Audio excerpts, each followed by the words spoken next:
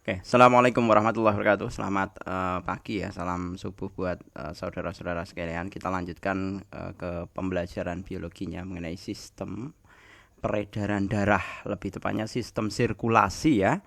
Karena nanti darah itu mensirkulasi berbagai macam zat. Sebenarnya itu tadi bab keempat ya. Oke, tubuh itu memiliki zat-zat yang harus diedarkan ataupun dibuang. Zat-zat tersebut diantara lain adalah yang pertama nutrisi atau sari-sari makanan, kemudian oksigen. Itu juga sebenarnya kalau oksigen itu bukan dibuang ya, tapi diedarkan. Yang dibuang itu sebenarnya karbon dioksida, itu kurang itu. Kemudian ada hormon dan enzim, kemudian juga sisa-sisa metabolisme. Sistem sirkulasi sendiri itu bisa disebut tadi sebagai sistem transport atau sistem pengangkutan. Itu yang terdiri dari dua buah jenis, yaitu sistem peredaran darah, yaitu sistem sirkulasi tertutup. Maksudnya apa? Dalam peredarannya itu darah itu beredar di dalam sebuah saluran tertutup. Saluran tertutupnya itu apa? Saluran tertutupnya adalah pembuluh darah. Nah, berbeda dengan sistem getah bening. Kalau sistem getah bening itu beredar dalam sirkulasi terbuka, atau di dalam peredarannya dia itu tidak memiliki saluran atau tidak memiliki pembuluh tersendiri. Oke, kita bicarakan poin-poinnya terlebih dahulu sendiri-sendiri ya. Yang pertama, sistem peredaran darah itu terdiri dari sel darah, pembuluh darah, dan juga jantung. Jantung itu nanti sebagai pusat pemompanya atau pusat nanti berkumpul saat dikeluarkan dari tubuh ataupun nanti saat diteruskan ke paru-paru. Dalam peredarannya itu darah itu melewati jantung 2 kali. Jadi jantung dulu, kemudian seluruh tubuh, kembali ke jantung, terus ke paru-paru, kembali lagi ke jantung. Nah, darah sendiri itu berfungsi untuk mengedarkan gas pernapasan. Gas pernapasan itu adalah oksigen ya. Kemudian mengedarkan sari-sari makanan, yaitu zat makanan, dan sisa metabolisme. Sisa metabolisme itu maksudnya apa? Karbon dioksida. Itu juga gas. Tapi itu merupakan sisa pembakaran. Karena dalam sistem pernapasan kita ya, tapi sendiri-sendiri ya antara sistem sirkulasi dengan sistem pernapasan. Kalau pernapasan kita itu mengekskresikan karbon dioksida, mengeluarkan karbon dioksida. Nah, berbeda dengan sistem peredaran darah, sistem getah bening itu berfungsi untuk mengangkut lemak dan juga membunuh bibit penyakit. Selanjutnya, secara struktur dalam gambar kita bisa melihat sistem peredaran darah dan juga sistem peredaran getah bening itu masing-masing saling beriringan dalam menjalankan fungsinya. Kita lihat dalam gambar yang berwarna merah itu merupakan sistem peredaran darah yang mengangkut darah bersih. Sedangkan yang biru yang bagian tengah itu adalah sistem peredaran darah yang mengangkut darah kotor atau darah yang kaya karbon dioksida. Kalau darah bersih tadi itu adalah darah yang kaya akan oksigen. Nah, berbeda dengan peredaran darah, untuk peredaran darah getah bening kita bisa lihat ya, itu getah bening atau cairan limfanya itu beredar tanpa melalui pembuluh atau tanpa melalui saluran. Jadi di gambar itu kan kelihatan itu yang hijau-hijau itu. Jadi dia tidak memiliki pembuluh. Seperti itu. Selanjutnya kita akan mengevaluasi mengenai komposisi dari darah manusia. Volume darah dalam tubuh yaitu sekitar 8% dari berat total tubuh ya. Kalau misalkan saja ya, kalau berat kita 50 kg, maka kita tinggal hitung aja, tinggal kalikan aja 8% dari 50 kg. Nah, berarti ketemu 4 kg volume darahnya. Jadi darah kita sendiri itu 4 kg sendiri dalam seorang yang memiliki bobot 50 kg. Sampel darah yang misalkan disentrifugasi akan terbagi menjadi 3 lapisan, yaitu bagian cair, kemudian bagian cair itu bagian plasma darah ya, itu sekitar proporsinya 55%. Kemudian bagian padat, eritrosit, leukosit, dan trombosit itu sekitar 45%. Nah, perbandingan bagian padat dan cair itu dinamakan dengan nilai hematokrit. Ya, itu perbandingan padat dibandingkan cair. Untuk masing-masing usia itu berbeda ya, antara anak-anak, kemudian anak usia lebih dari 10 tahun, wanita dewasa, pria dewasa. Mengenai nilai perbandingan hematokritnya bisa kalian lihat di dalam tabel. Selanjutnya, mengenai komposisi darah. Coba kalian perhatikan baik-baik mengenai jenis-jenis darahnya ya. Itu yang pertama, plasma darah itu seperti halnya cairan, itu hanya bening ya, mukanya benar-benar seperti cairan. Kemudian eritrosit itu seperti kepingan, cekung di tengah. Kemudian leukosit itu seperti bulatan namun transparan ya, kelihatan bagian dalamnya. Kemudian trombosit, nah itu berupa keping darah yang tidak beraturan. Selanjutnya penjelasannya mengenai plasma darah ya. Yang pertama, 55% yang merupakan komponen darah adalah plasma darah. Misalkan kita mengendapkan plasma darah, maka yang tersisa adalah serum yang berisi antibodi atau zat untuk pertahanan atau untuk kekebalan diri. Komponennya untuk plasma darah itu bisa dilihat di dalam tabel ya, itu sudah lengkap dengan masing-masing fungsi dari komponen. Mineral yang terdiri dari natrium, kalium, kalsium, magnesium, natrium, klorida, dan fosfor itu berfungsi sebagai penyeimbang tekanan osmotik, mempertahankan pH atau buffer, dan meregulasi permeabilitas membran. Selanjutnya, komponen berikutnya adalah protein plasma sekitar 8%, itu berisi dari albumin, hormon, fibrinogen, dan protrombin, dan juga globulin. Berfungsi sebagai penyeimbang osmosis, mempertahankan pH, pembekuan darah, dan imunitas. Selanjutnya adalah bahan organik yang terdiri dari glukosa, lemak, urea, asam urat, dan juga enzim yang berfungsi sebagai nutrisi tubuh dan metabolisme dan mempengaruhi aktivitas organ yang dituju. Berikutnya adalah penjelasan masing-masing jenis darah ya. Yang pertama adalah eritrosit. Cirinya itu berbentuk pipih, cekung di tengah, dan mengandung hemoglobin serta, nah ini ciri utamanya, tidak memiliki inti sel. Ya, kelebihan dari sel darah merah adalah tidak memiliki inti sel. Hemoglobin dalam eritrosit berfungsi untuk berikatan dengan oksigen dan mengedarkannya ke seluruh tubuh dengan rumusan 2Hb2 ditambah 4O2 akan menghasilkan 4HbO2. Berikutnya adalah masih eritrosit ya. Eritrosit itu misalkan dia sudah tua atau rusak, itu akan dirombak oleh tubuh.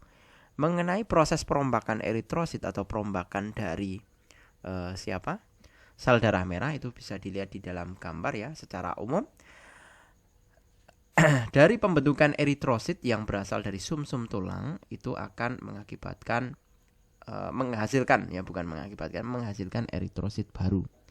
Namun dalam perjalanannya itu ada juga eritrosit yang rusak atau pecah atau keluar dari pembuluh darah yang biasa kita kenal dengan hemolisis. Itu prosentasenya pasti sekitar kurang lebihnya adalah 10%.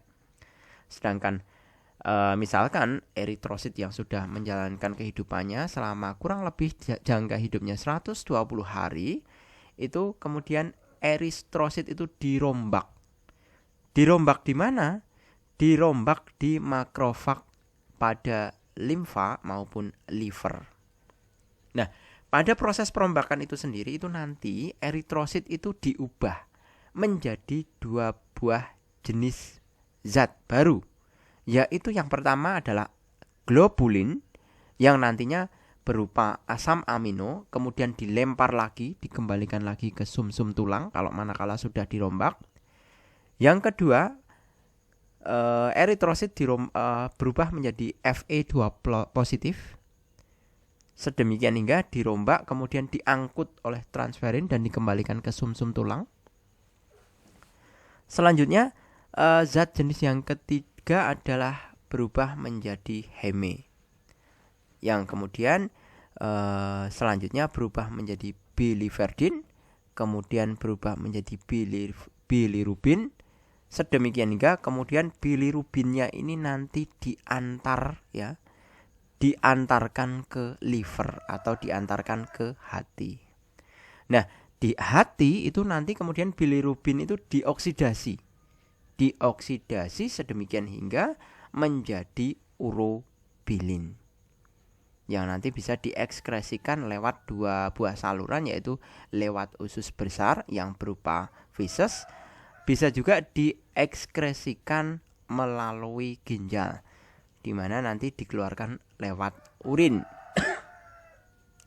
Namun yang spesial adalah pada ginjal ya, bilirubin itu nanti masih disaring lagi. Manakala menemukan Hb, itu nanti Hb-nya diantar kembali ke makrofag limfa atau liver. Selanjutnya, jenis darah berikutnya adalah leukosit. Ciri-ciri leukosit secara umum yaitu memiliki warna yang transparan, kelihatan tadi ya, seperti bulatan namun transparan, jadi kelihatan bentuk dalamnya, bentuk tidak beraturan dan beberapa bersifat fagosit. Fungsi utama leukosit adalah melawan antigen yang berbahaya bagi tubuh. Terdapat 5 macam leukosit. Jenis yang pertama adalah granulosit yang terbagi menjadi neutrofil, eosinofil, dan basofil.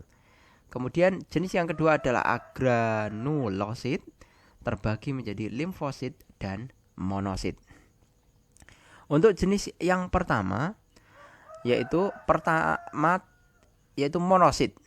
Jumlahnya itu sekitar 5% dari jumlah sel darah putih. Namun monosit merupakan fagosit yang efektif. Monosit beredar di dalam darah selama beberapa jam kemudian berpindah ke jaringan. Nah, ini spesial. Beredar di dalam darah namun dia bisa langsung lompat berpindah ke jaringan. Jenis yang kedua adalah eosinofil, berfungsi untuk melawan parasit besar seperti halnya cacing dengan cara menghancurkan dinding luar tubuh cacing. Nah, ini yang keren ini. Hanya berupa sel darah ya, bagian sel darah, namun dia dapat melawan organisme. Jenis yang ketiga adalah neutrofil yang berjumlah sekitar 60-70%. Nah, ini komposisi yang terbanyak dari leukosit adalah neutrofil dari jumlah sel darah putih. Jenis yang ketiga yaitu basofil yang proporsinya kira-kira berjumlah sekitar 0,5 sampai dengan 1% dari jumlah sel darah putih, termasuknya kecil ya, basofil. Kemudian jenis yang kelima atau yang terakhir itu limfosit yang terbagi masih dibedakan lagi menjadi 2 buah jenis, yaitu limfosit B dan juga limfosit T, di mana sel B dan sel T yang matang itu banyak ditemukan di nodus limfa, dan organ limfatik lain. Namun limfosit itu sendiri berfungsi menghasilkan antibodi yang berguna untuk melawan zat asing yang masuk. Jenis berikutnya mengenai darah yaitu trombosit, yaitu merupakan keping darah yang memiliki ciri tidak berinti, bentuk tidak teratur dan berukuran kecil. Garis tengahnya sekitar 2 sampai dengan 4 mikrometer. Fungsinya adalah untuk menghentikan darah ketika jaringan terdapat luka atau kena luka. Nah, mekanismenya seperti apa? Mekanisme penutupan luka itu bisa dilihat dalam bagan ya, itu ada anak panah sesuai dengan arahnya. Saat kita mendapatkan sebuah jaringan yang terluka, luka itu sendiri akan memicu trombosit untuk mengeluarkan trombokinase. Dengan bantuan ion kalsium 2 positif dan vitamin K, trombokinase memicu memicu adanya protrombin. Sedemikian hingga protrombin kemudian berubah menjadi trombin, kemudian trombin membangkitkan adanya fibrinogen atau benang-benang fibrin yang kemudian membuat luka menjadi tertutup. Nah, secara garis besar mengenai mekanismenya, kalau kita gambarkan dalam darah ya, pada proses pembekuan darah kita lihat di situ pembuluh darah pertama terluka, kemudian menyebabkan komponen darah keluar dari luka. Nah, masing-masing komponen yang ada di situ kelihatan ada leukosit yang transparan, kemudian eritrosit yang berupa bulatan merah, kemudian ada trombosit yang berupa kepingan-kepingan kecil darah. Nah, untuk bagian yang pertama adalah saat dia terluka. Kemudian yang kedua, setelah terjadinya luka itu spasme vaskular atau otot halus dinding pembuluh darah dekat luka itu mengalami vasokontriksi.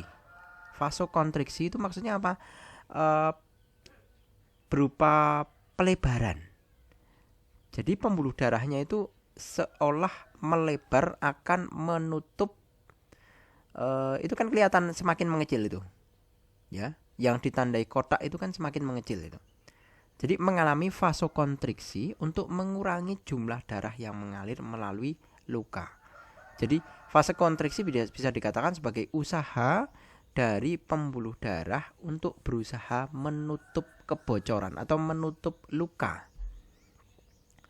Yang kemudian berikutnya setelah vasokontriksi, proses berikutnya adalah pembentukan sumbat trombosit. Trombosit akan menyumbat sobekan pada pembuluh darah yang diinisiasi oleh pengaktifan senyawa kimia.